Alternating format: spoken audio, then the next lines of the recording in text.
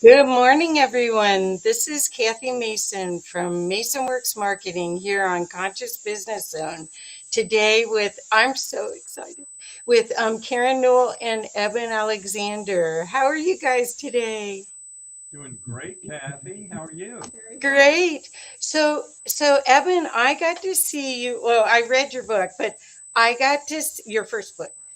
I got to see you at in Philadelphia at the IONS conference 3 years ago or 4 years ago, and your presentation was really it fundamentally changed the way people look at neuroscience. And then Karen's work fundamentally changes how you look at consciousness and your neuroscience. So how do you want to start? Do you want to talk a little bit even about your experience and what guided you to be together working on this subject, because this is huge what you're offering.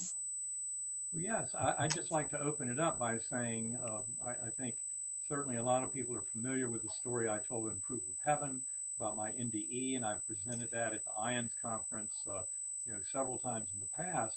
But I think what you're picking up on is what excites me the most about this, and that is the work that I've done with Karen. Karen, co-founder of Sacred Acoustics, has been extraordinary in my life, and not just personally as life partners, but her work uh, with a very profound form of differential frequency brainwave entrainment to enhance conscious journeys really opens the door for all sentient beings to come to know what NDEers, near-death experiencers, have come to know by exploring their own consciousness. And I would say that is really the gift, and the science fully supports all this. So, Karen, thank you very much for being so. Well, thank you for asking me to be involved. Well, the thing that I love about all of this is that the door is now open to see and experience and utilize more of who you really are. And these tools that are available, first, the concept has to actually start with your imagination of knowing, get out of the box of this program, if you want to call us a little computer, and then be able to expand and co create with the universe in a mindful, conscious way. Do you want to talk about that, Karen, a little bit about conscious co creation? Yeah, well, for the longest time, our mainstream secular world has really ignored this concept of consciousness. They've regulated the idea of spirituality to, oh, that's a religious belief. But what science has come to find out, and which each of us can discover for ourselves, is that consciousness, and what I mean by consciousness is just our awareness of existence. Right. Our awareness of existing, that awareness is highly, highly critical for us to really understand why that's so important. And mainstream science will tell you, oh, that's just an illusion. And when we die, that just poof, it's gone and everything goes black. But that's not really the case. Near death experiencers have found out when they're close to death, many of them have these transcendental experiences where their awareness actually becomes separate from the body. And that's when they're like, oh my God. And there's also a recent study at a hospice center in Buffalo that actually tells us what happens in actual death. Reports that come from hospice patients who are actually dying, they tell us that they start to have these amazing dreams or visions, and they're called dreams when they appear to be asleep. They're called visions when they appear to be awake. But really, they're none of that. They're these kind of ultra real events where they start to feel kind of where they're between two worlds, and they start to encounter the deceased souls of their relatives come back to greet them and escort them across, similar to what happens with near death experiencers. And so, what this really tells us is that our consciousness does continue beyond death, so much so that we can come back and help those who are dying to move on to that other phase. Now, this isn't just about what happens when we die, but that simply informs us on how we might live a little differently. Oh, And exactly. that's with the awareness that our consciousness is a continuum. It's not going to just poof go away when we die. And so this consciousness is incredibly powerful. One story that I recently read, this was told by Lloyd Auerbach, who actually studies apparitions of beings that are hanging around, Wow. after death. And he tells this story of this woman who, this family in Northern California, who had this entity in their home. And it turns out their 12-year-old son was actually communicating with this entity. And when Lloyd, the investigator, went to go check all of this out, he was able to communicate through this 12-year-old boy with this woman, Lois. This woman, Lois, who said she had died many years earlier. And he wanted to know, well, how did you end up here? And this is the fascinating part of the story. This is when she told him, well, I was laying on my deathbed in the hospital, getting ready to die. I knew I was going to die. And she was a little concerned. She said, I was concerned because I had done, in her words, a lot of partying and socializing. And she was Oops. concerned that she might end up in hell and not some heavenly place. And so she said, I don't want any of that. I just want to go home.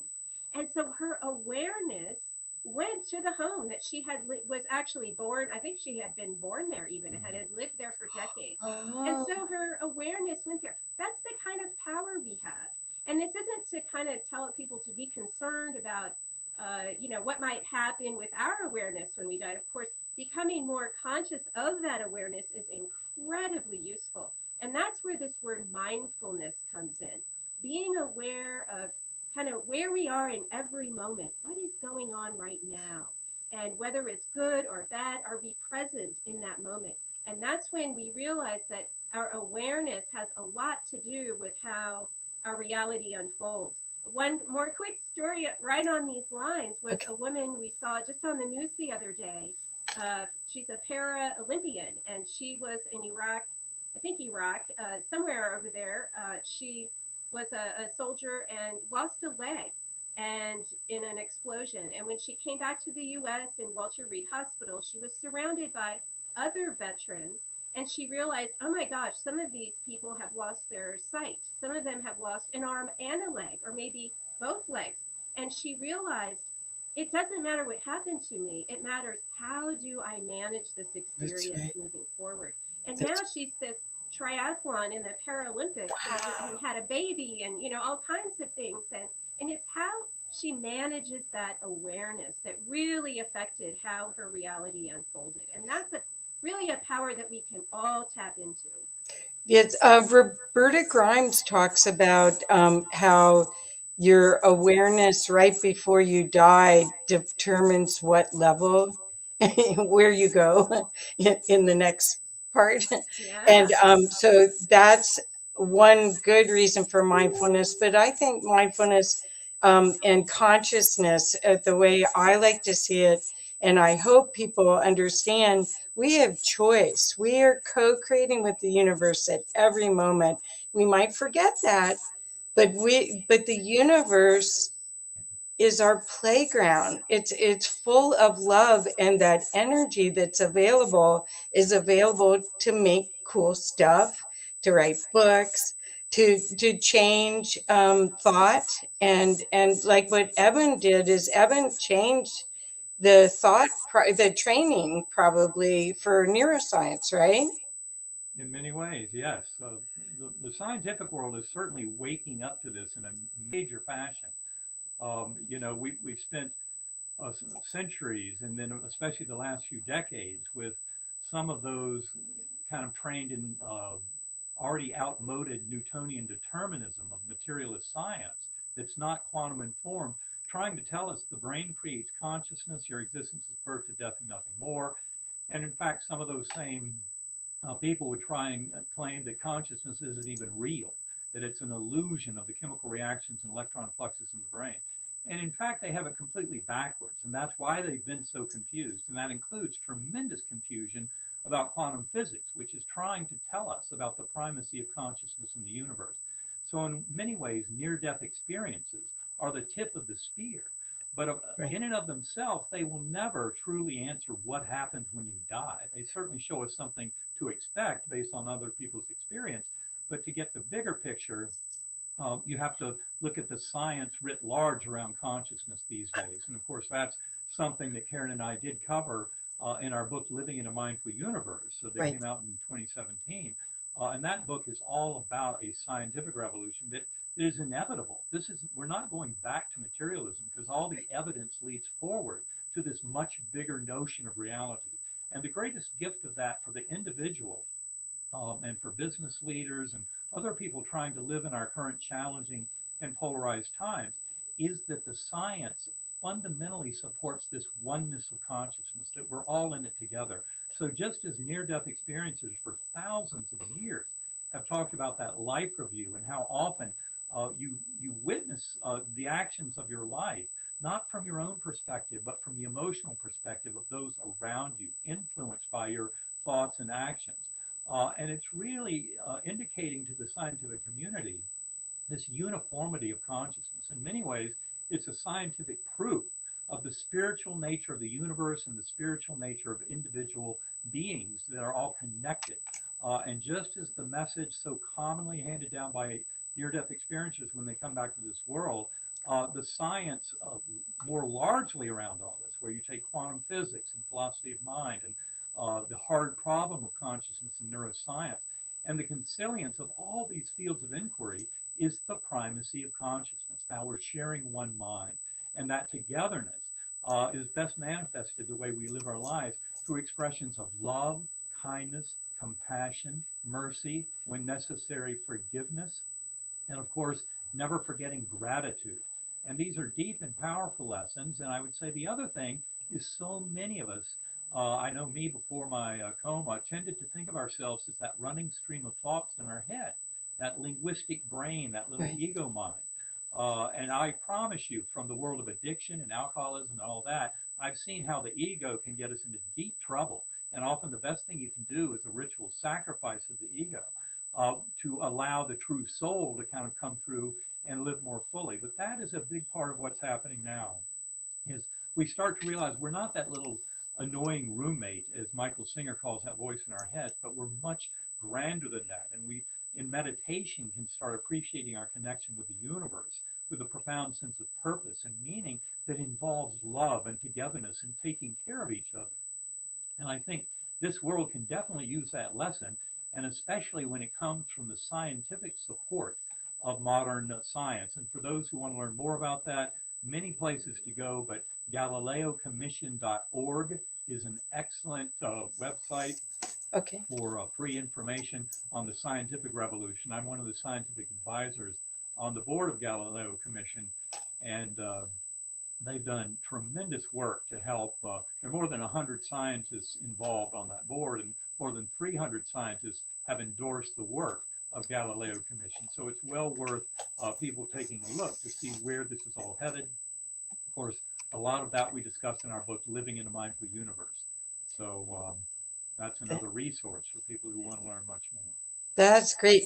The idea that we are capable of connecting the dots at a different level, when you're talking about trying to understand the expansiveness of all of it, but then what I'm finding is that because I had a spiritually transformative experience, I did not have a near-death experience, and I've been studying this since I was young, and I feel that love, that sense. It's not, a lot of times you don't have words for all of this, but quantum physics is connecting the dots and validating what a lot of the spiritual teachers have taught for eons, where when you listen to Rumi and you hear the mystics, you hear they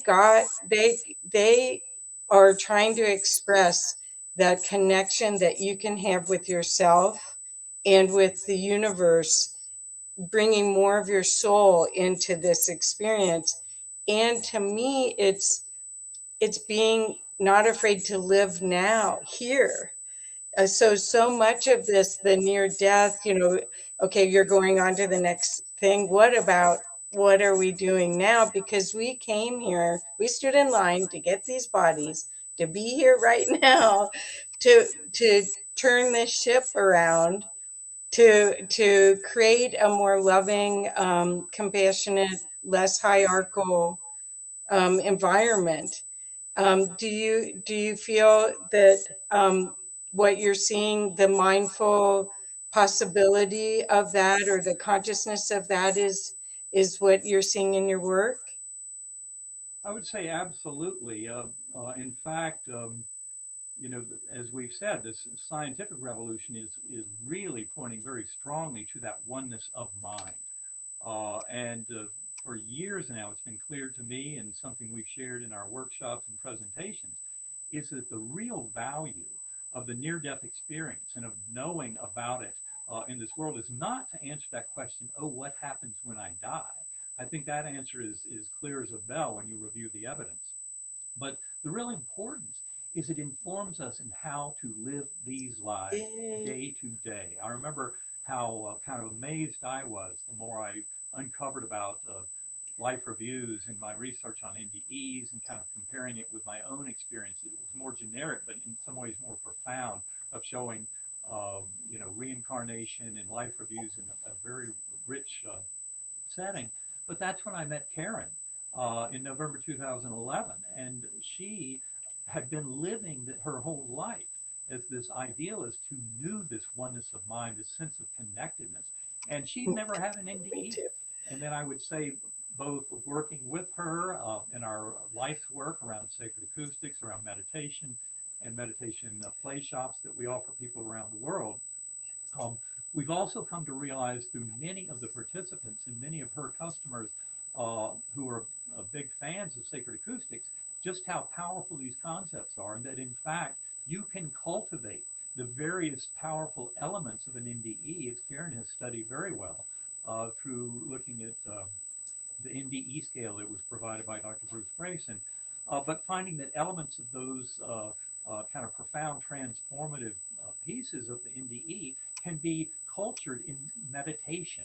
Right. And this is what opens the door to all of us to really sense that beautiful sense of connection, find the power of that loving force of infinite healing.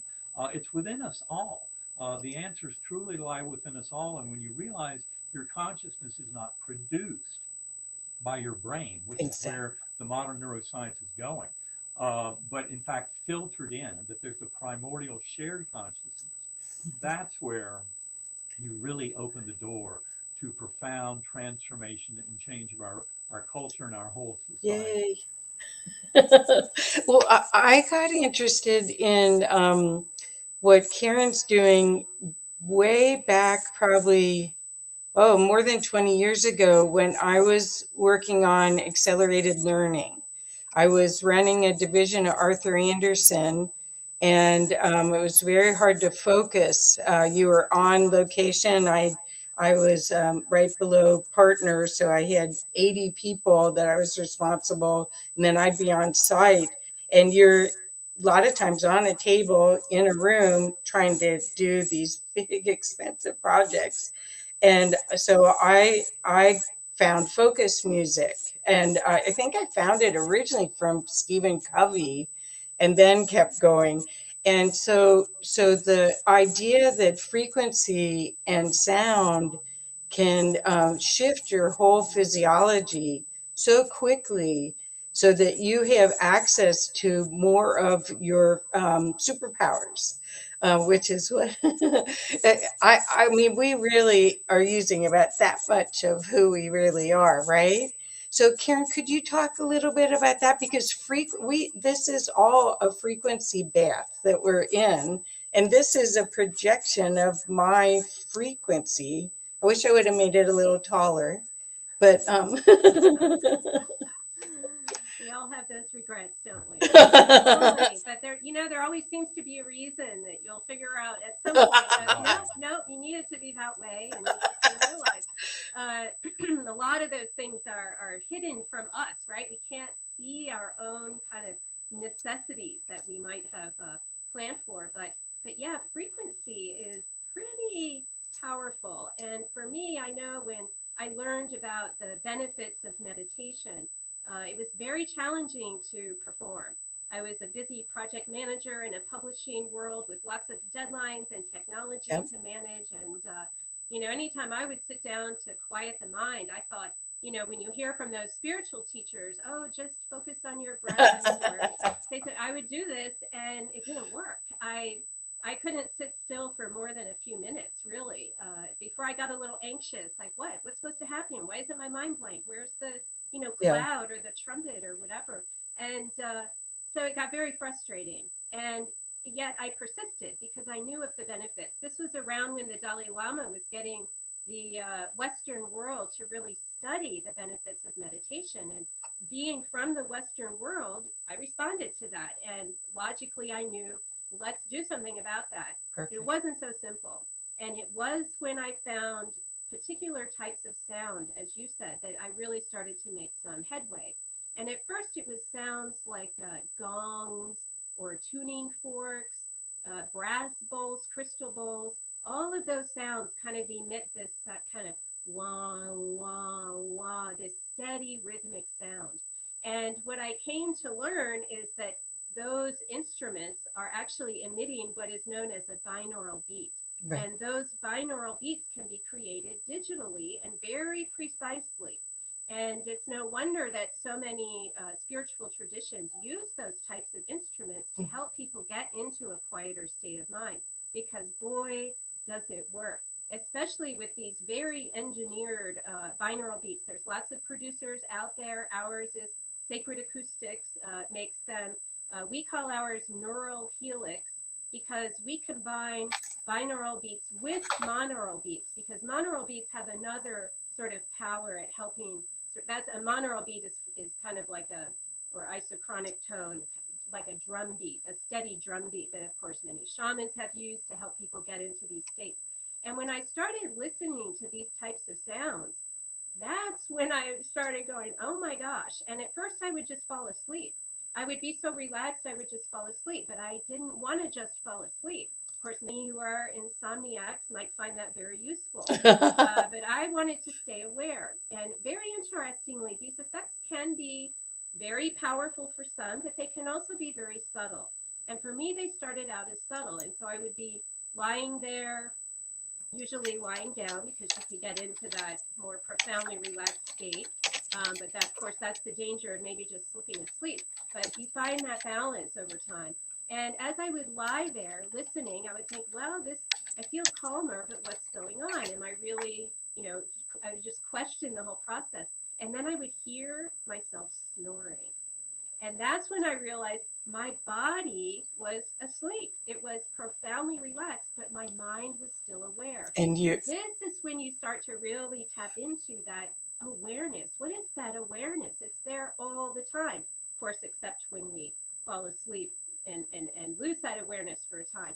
But this is where the magic really started to happen. This was created really the foundation for further kind of exploration.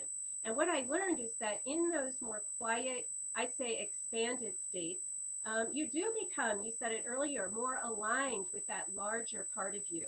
And when this takes place, you can pose questions to problems that you're having, and you can get answers to those questions.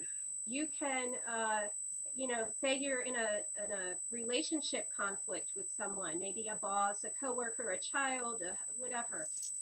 You can start to kind of get a larger perspective of what's going on, and kind of tap into what their perspective might be.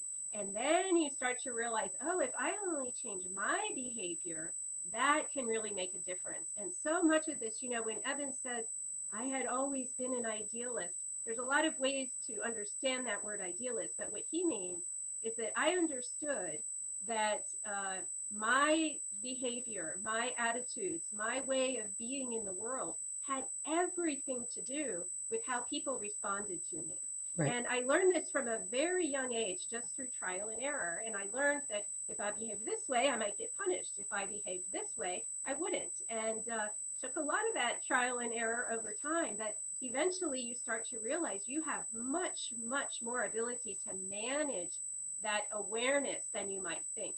And when we get very emotionally reactive to something, right, that's when we think, oh, I'm a victim of my hormones, my emotions. I can't control them. It's Many of out us, there. yeah, It's out many, there, not in here. right. Or it's a neuronal thing in my brain that I don't have any control over. You know, it's part of my DNA. And so many of us, that's what we started to be taught. I never really bought into that because I knew from my personal experience, I could change my emotional state. And this started, I grew up with two brothers. And we were just 1 year, one was 11 months younger, the other was 18 months older. And so we were just bam, bam, bam. And we did everything together until we got to be adolescents. And then my brothers really started to tease me a lot. And they would trigger me. They knew exactly how to trigger me and watch their sister go into this little frenzy. And they thought that was great fun. And of course, they don't remember this now, but I sure do.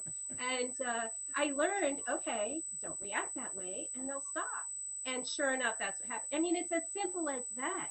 But when people think, oh, it's my brothers, they're bad, they're doing this to me, they're only doing it because they get that reaction. Right, right. Somehow they're looking for. It's And this can be applied not just in sibling relationships, but through, you know, spouse relationships and boss employer and all of that. And I definitely had this ability to manage that from a very young age. But it was really finding those sound that sound support that I could go a whole lot deeper. And you mentioned focus. That's another thing these sounds can be used for. right. And people use them just to, you know, say they're reading or writing or working on a project, say they're visualizing athletic performance or something like that. But we were fortunate that a psychiatrist in New York City actually performed a pilot study using our audio recordings, and she applied the very often used in psychiatric research, the state trait anxiety inventory. And she measured people's anxiety before they started listening to these recordings. And then 2 weeks later, after daily listening of recordings that I provided, there was a 26% reduction in anxiety. Fantastic. And it was mostly in the trait anxiety, right? So that's who you are. The trait anxiety refers to who you are in general, whereas the state anxiety, the state anxiety is the situation that you're in. So their actual trait anxiety is what lowered the most. And the control group, who were also psychiatric patients getting their normal therapy but did not listen to the sound, over the same time frame, they saw a 7% reduction in anxiety. So almost 20% more reduction just by adding these recordings. And anxiety is what she measured, you know, with her data gathering. But other benefits took place. People were sleeping better. There were medical students who found themselves able to study for board exams more efficiently. Many other benefits took place. And what really starts to happen when you start to get in touch with who you are and really align with that not just that voice in the head, that annoying roommate, as Eben said, or, you know, my job as a you know, mother or what have you. When you start to get in touch with all of that and bring that into your beingness, all of the external sort of things seem to take care of themselves. And so, as you say, that's your personal frequency, getting more in alignment with who you really are, that Right. larger part that we don't always have access to. And speaking of those spiritual traditions, some of them, not all, but some of those spiritual traditions, the goal is to kind of escape the physical world, Right. to move into this transcendent state. And that's all well and beautiful, but my kind of thinking is to bring that energy Exactly. into this physical world Exactly. and really be a part of both worlds, you know? And, Yes. and that's where I think we can really start to make some progress as people realize the power of that. And that's acknowledging that we are not physical beings primarily, but we are spiritual beings primarily. And it is our mental state that allows us to kind of manage those two worlds together. Perfect. Simply add from the neuroscientific standpoint that binaural beats as a phenomenon were originally discovered back in the late 1800s. by a Prussian physicist. And then it was people investigating their use in the late 20th century, mid and late 20th century, specifically for things like out-of-body experiences and also for remote viewing, for the ability to discern information at a distance and across time that, many intelligence operations around the world have utilized remote viewing. In fact, scientifically, it's been proven beyond reasonable doubt that remote viewing is a very real effect. And I would say that what's going on there and what we think is going on, as we explain in our book, Living in a Mindful Universe, with sacred acoustics used as binaural beat brainwave entrainment for deep meditation, is that they're actually influencing mainly an ancient circuit in the lower brainstem. Very different from every other sound you've ever heard. And that can include chants and anthems and hymns that might have generated a profound state of awareness. But all of those sounds are processed up in the neocortex in recently evolved circuits.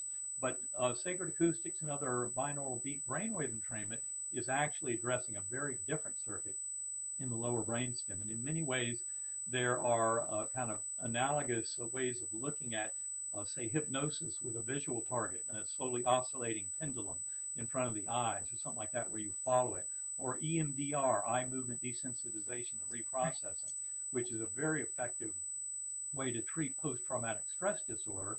And again, it's using eye movements, which is getting it to similar circuits in the lower brainstem that give a left-right oscillation. I think there's something very deep and powerful about doing that. It seems to liberate our conscious awareness from the illusion of the here, now, and sense of self.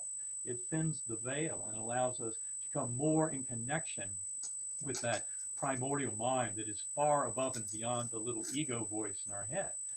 And I think this is where a lot of the healing power of these kind of techniques can come from.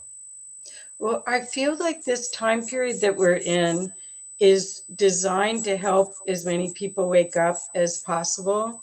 We had at the very beginning of COVID and the lockdown, there was this fear of this invisible enemy. So you have this invisible war going on all over the world, and everyone had to really think about their possibility of dying, and where they were in their journey with that, whether they were comfortable with that, whether they were in high fear, where they felt incomplete, they hadn't done what their soul mission was. They had all these different aspects of it, and the work that you are both doing allows us to really see ourselves as this our higher consciousness and get in touch with our higher consciousness, so that there is no fear, that there is no holding back. And a lot of the near-death experiencers, they have like superpowers when they come back. I mean, it's like they turned on a switch when they came back to really do their mission, or to access a different part of their psyche. Are you seeing that with the work that you're doing, both of you? I would say absolutely. I mean, for one thing, to point out, one of the biggest lessons from my near-death experience was realizing, that the challenges and hardships in life, and that certainly includes illness and injury, in many ways are gifts. They're kind of milestones, and it's how we respond to those challenges that allows for us to either grow or potentially regress in our kind of progress as a soul. And I would say that in many ways, the same is true when you think we're really dealing with this one mind. Look at global challenges like the COVID pandemic. In many ways, it's an opportunity for tremendous growth. We see people who have handled it well and wisely. We see others, and I must say I'm very concerned about the U.S. response. I think it's been horribly blunted because of an anti-scientific political leadership. But the reality is we're still learning from this. And one of the deepest and most profound lessons, especially when we have a natural disaster like a pandemic, is it can tend to bring the best out in human beings.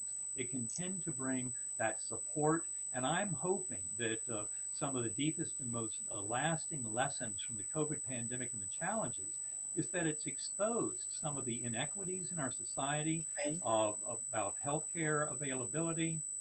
Um, in many ways, it showed us how our addiction to fossil fuels and our ability to pollute the world uh, could reverse in many ways if we took some simple steps. I mean, when there were less people traveling, less tourists, Right. the waters at vacation spaces would clear, all the fish became available. The Himalayan mountains became Himalayan visible again. mountains Isn't that became visible in the amazing? fall. Amazing. For example, whales were able to sing to each other across great distances because the sound from shipping had interfered greatly with their communications. There's some beautiful aspects of the natural world that were revealed in much grander power when Homo sapiens, the wise guys, stepped out of the way and Right. started allowing the natural world to function more naturally. And so Right. it's kind of a reminder to us. We really need to shift our ways as human beings and as a human species. To claim Homo sapiens, which means wise, seems to me a bit premature when I look at all the damage that some of the technological advances of our modern era have brought to this world, especially climate change and plastic pollution like that gyre twice the size of Texas floating in the East Pacific. And when you think about it, that mat is so thick, there's a dead zone underneath. Whales and dolphins can't even surface when the trash is so dense. Right. So it becomes a dead zone. And that's all because this, self-proclaimed wise species, in many ways, is damaging the planet. There are more than 35,000 species of animals now that are threatened with extinction. And a lot of it is because of human activity. So it's really time to wake up and take responsibility, just like each and every one of us individually can do that for our own lives and rise to our higher soul and purpose. Likewise, all of humanity can follow suit. Well, I wanted to say there's been all of these researches with heart math and with other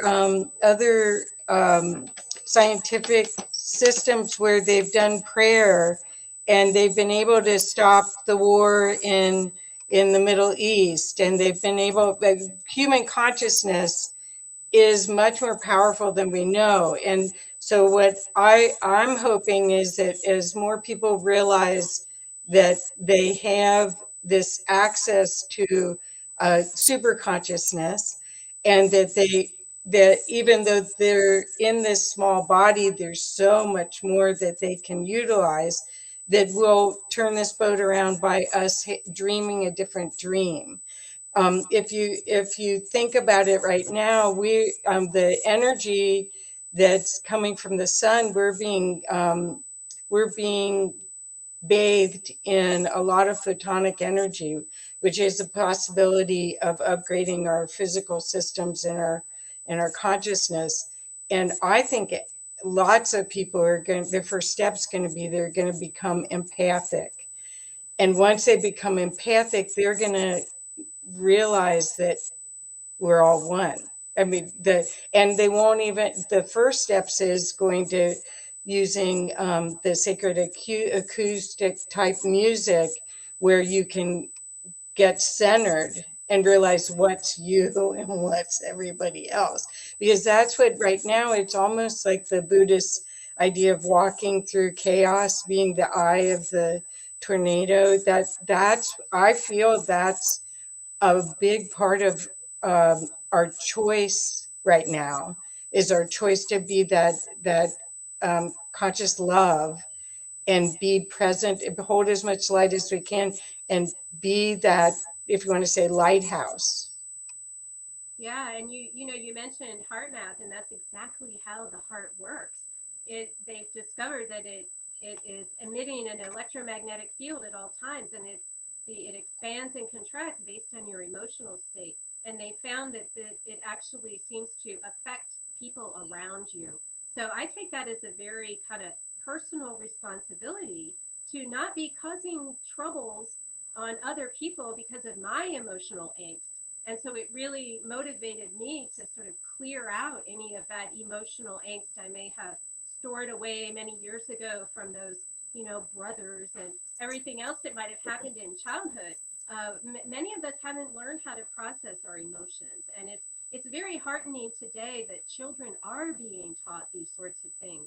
And, there's that Disney movie, Inside Out. I now have a 3-year-old grandson, so I get exposed to all of these children's things.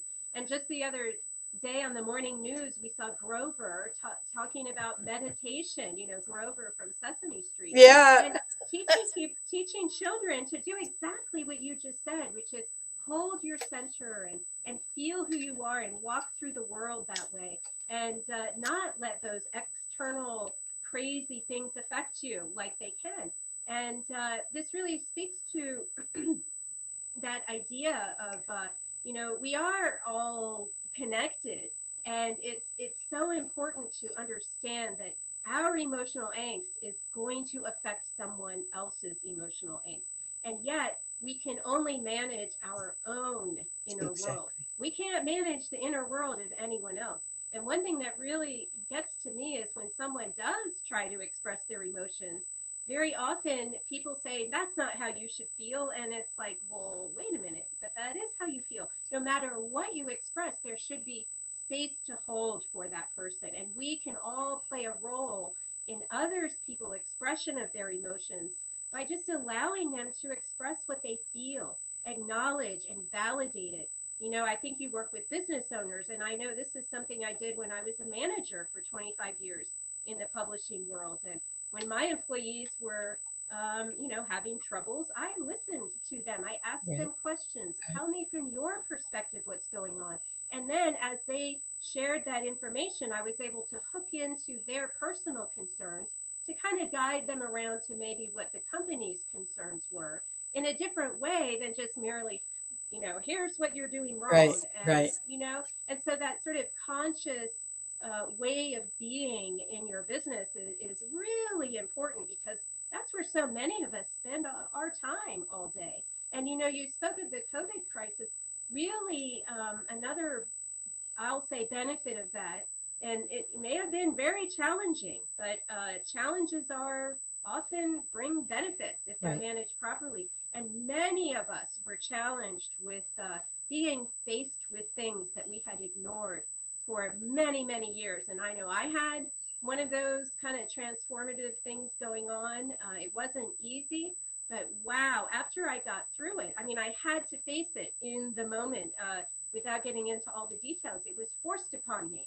And I think a lot of this has been forced on people. The same psychiatrist who did the pilot study with the sacred acoustics audio recordings, she let us know in her therapy sessions, she was doing a lot of volunteering for healthcare workers and many others in the COVID crisis. All of these people who suddenly found themselves staying at home, unable to travel, couldn't go work out at the gym, couldn't go to restaurants and movies, they were bored. And their boredom is what was causing them so much trouble. They were not accustomed to just being with their own consciousness. So it forced them to have to do that. And so that's where the gift comes in. Even though it's challenging, like that woman who lost her leg, in serving for our country, is now serving for our country as a Paralympian.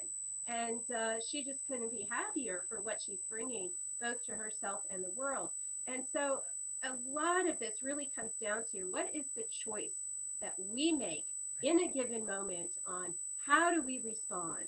And the more of us who realize that this is a personal responsibility, because if we're all connected as one, that means each of us is an integral, vital part of the whole. No one can sit this out. You can't just decide, yeah, no, I'm not going to be part of that oneness. I'm just going to go live in my cabin, be one of those off-grid people. You can still be off-grid, but I mean that as an analogy, a metaphor. You can't sit out oneness.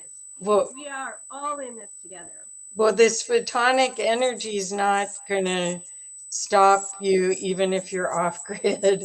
I mean, this is we're the nature of our reality on planet Earth is upgrading, and that's what's been foretold in all these different indigenous stories. All along that we came here during this huge time of change. And what you're doing and helping people understand the nature of reality and their potential choices within that reality is really important. Really important. Thank you so much for the work you do. our pleasure. And it really is about making the world a much better place. And, you know, in this kind of crazy, polarized, conflicted time, it's difficult for people to visualize that. And yet that is exactly where I see this tremendous revolution in the scientific understanding of consciousness, with deep spiritual concepts of oneness and purpose that go back thousands of years being confirmed by the modern scientific model, and that any one of us can discover this by going within, meditating, and starting to connect with that kind of higher soul and primordial mind. And that's when we start changing how we live this life. And just like you know, near-death experiencers in many ways bring back this incredible message of miraculous healing because they survive things that medically don't appear survivable, like my case, Anita Morjani, Mary C. Neal. These are all NDE cases that have no explanation in Western medicine. And yet they're very simply showing us the power of our spiritual essence. Spirit over matter. Spirit That's over right. matter. None of this mind over matter. No, it's deeply spirit over It's matter. both. It's both. But our spirit has much more power than our minds. Our minds get a little sometimes hung up on things, and especially the ego mind. But when you can open up to that spirit, that's where that spirit over matter. Well, scientists have a I tough love time that. measuring love and spirit, you know, and if they can't measure it, they can't quantify it, it doesn't necessarily make it into the models. Yeah. And yet in the bigger view of human experience, we really must acknowledge the incredible healing power of love. And the more people bring that love in their heart, love for self, and then serve as a conduit, love for others, that's what brings so much healing overall to this world. And world peace is certainly something that is within our reach. I know that sounds like an outrageous statement at a time like this with all the war and conflict, but the trends I see, and certainly the understanding I see emerging from a scientific perspective, very solidly supports the reality of this unified sense of love and its healing powers for all of us. And that includes business leaders, how they can change the focus from the almighty dollar to just how do I make people's lives better. And the more they focus on that, don't worry, the dollars will flow. Getting away from the profit motive will rescue us from a lot of the horrible diseases of the ego that are tending to destroy this world. And that's where this bigger opening to our sense of connection and primordial mind, with the tip of the spear being the lessons from NDEs about love and how the golden rule is essentially written into the fabric of the universe. This is how the world comes into a much more harmonious state of being. Beautiful. Well, both of you are working on self-actualization, both from different aspects of it, where the idea is that that if you want to co-create with the universe at a very high level, you have the opportunity to see yourself as this multidimensional being that that can dream anything, can co-create with the universe on the cutting edge, rather than redoing the programs that we've already done, that we appear to have played them to their max. There's time for new programs. There's time for a new concept of nature of reality. You both touched on this supernatural love and nurturing and field that is available to all of us. And I'd love to have you say a few words about that if you could, so that we could understand a little bit about the opportunity to work with that. Because we're talking about soul body fusion, basically. We're talking about bringing it into the physical. Well, love is one of those concepts that is described differently by different people. So the way I think of love is of course we want to direct love towards the people we are in relationship with, but how do you do that? And how do you direct love towards yourself when you hear of this concept of love yourself? And you know, it's treat yourself right, you know, take a hot bath, but that's not how I look at it. To me, love is generated from within. Love is where we came from. Love is where we are returning to. This is what all of the near-death studies and actual death studies show us, that love is that primary force. And we can generate that from within. And the more each and every one of us kind of taps into that love that I feel really is our birthright. It's our birthright, whether however we were raised, however, our world kind of treated us growing up, we have a birthright to tap into that love. And you do that by generating feelings of gratitude, things you feel grateful for, whatever that might be. And as you generate those feelings, you start to realize that that love comes from within. And so when Heart Math talks about our hearts radiating, Right. whatever emotional state we're in, if each of us can find a way to generate those feelings of gratitude, which eventually turns into this little warm ball of love right there in your heart, and then imagine it expanding around your body, that is the ultimate golden rule, where your love from within is actually affecting others around you Perfect. in these beautifully positive ways. And you don't have to say a word, just being in that love. Don't worry about what other people are doing. This is only about how Right. you're managing your inner world and that birthright to come from love. Yes. I would simply add that, obviously love is the answer. And of course, most of us are familiar with what love can feel like, and we seem to have an identity for it.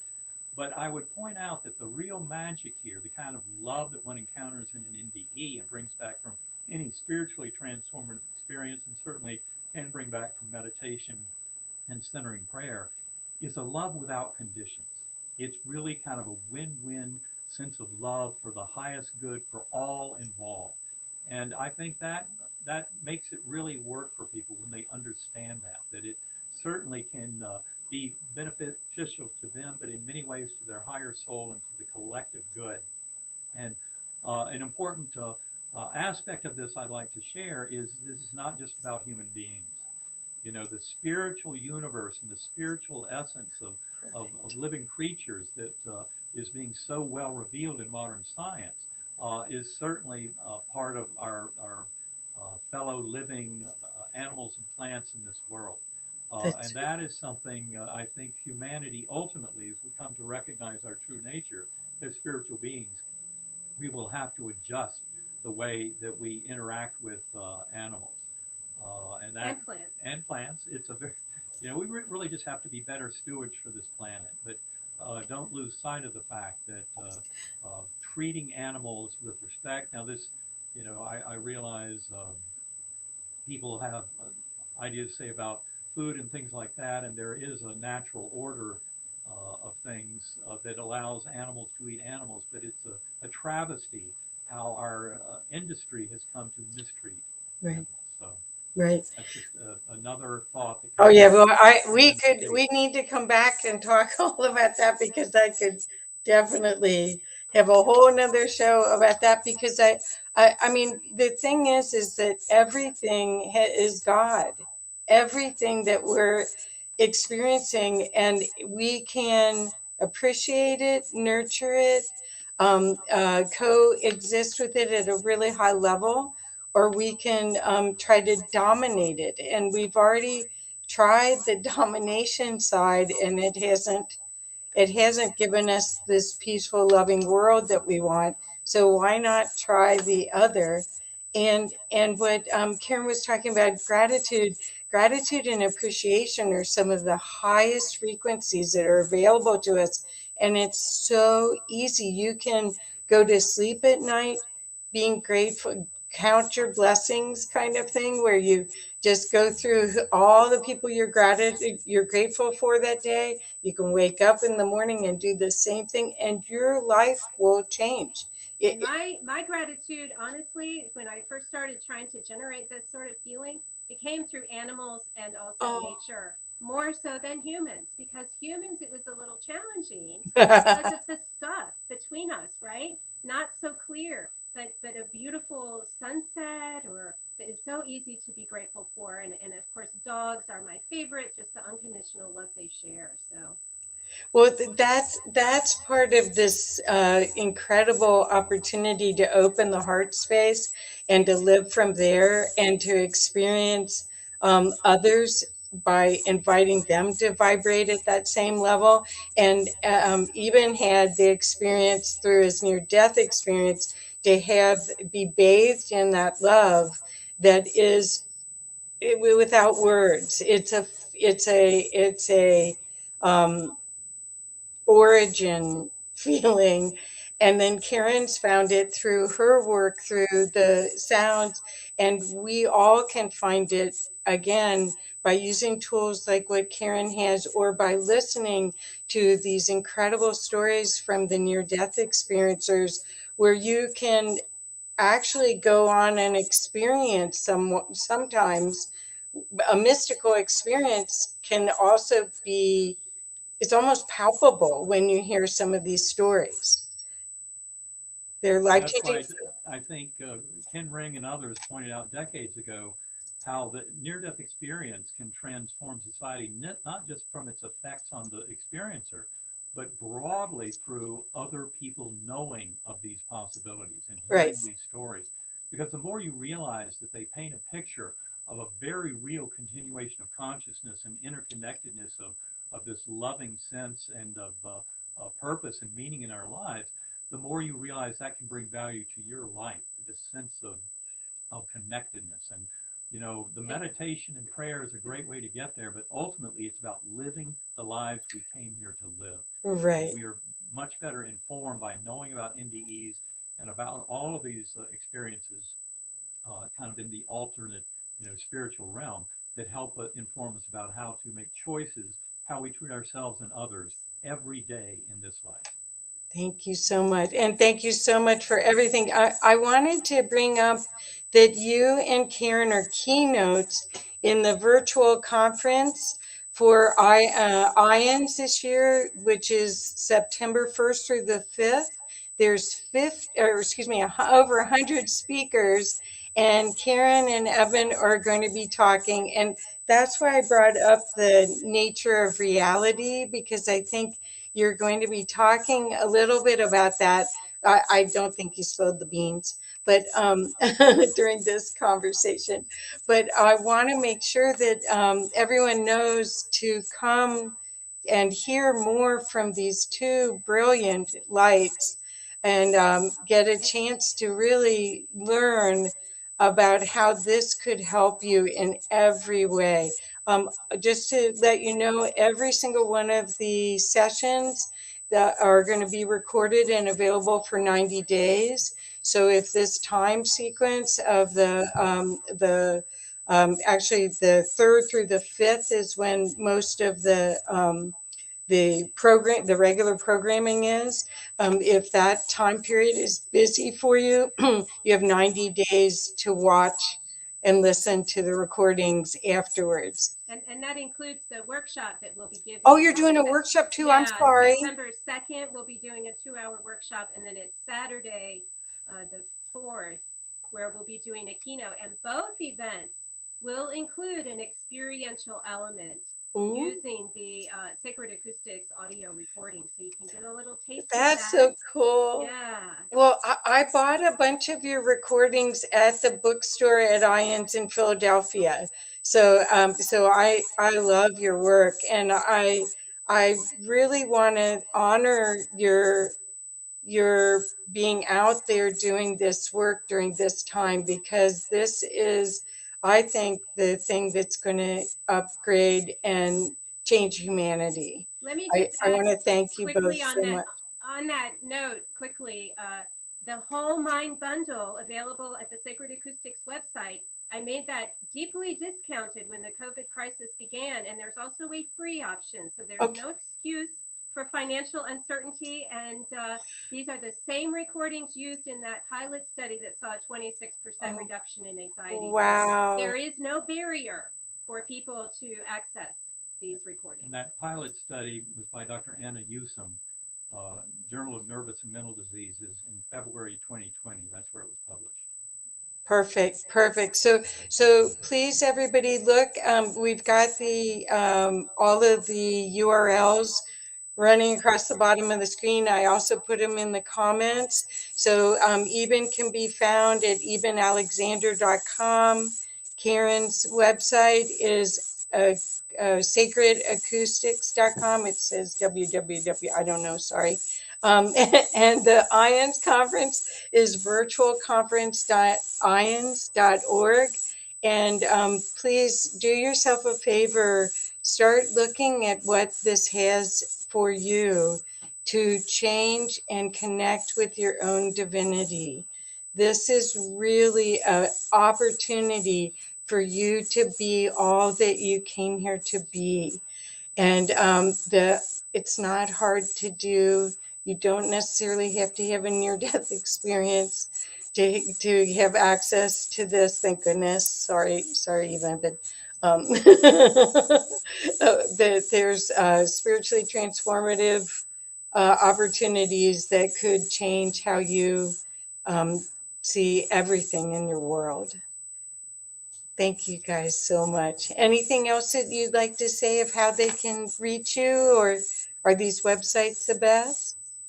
There's also, Karen had the brilliant idea early in the pandemic, since we weren't traveling, all our jobs were canceled, to share many of our friends who we would have seen, the colleagues, other experiencers, scientists who study consciousness, etc.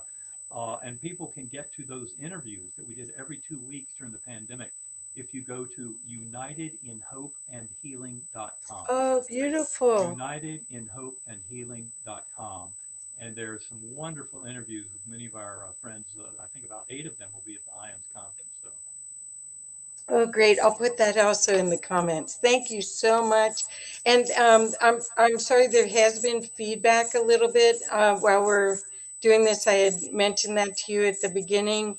So hopefully everyone will be able to hear us and everything. But thank you so much. This is just the gift that you guys give to the world. I just can't appreciate you enough for what you do. Thank you so much. It was our pleasure. And we appreciate you too. Oh yeah, Thank this you is so much fun. for all you do. And Yeah, IONS. this is fun. Yeah. Thank you. All right. Bye-bye. Bye-bye.